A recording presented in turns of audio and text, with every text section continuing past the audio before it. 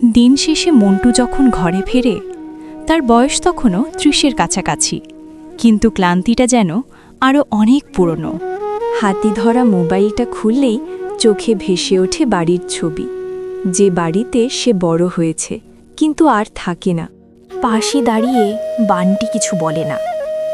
সবুজ চোখে শুধু একটা প্রশ্ন, এভাবে আর কতদিন? মন্টু চোখ বন্ধ করলেই দেখে মায়ের অপেক্ষা, বাবার নীরবতা, আর সেই উঠোন যেখানে সে একদিন ফিরবে। হঠাৎ জানালার বাইরে দিয়ে উড়ে যায় একটা প্লেন। মন্টুর বুকের ভেতরটা কেঁপে ওঠে। আমি কি পারবো?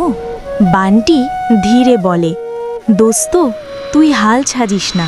যে এতটা সহ্য করেছে সে একদিন ফিরবেই। প্রবাসীর সবচেয়ে বড় স্বপ্ন টাকা না, সম্মানের সাথে বাড়ি ফেরা। আল্লাহ সব প্রবাসীর ঘরে ফেরা সহজ করুন।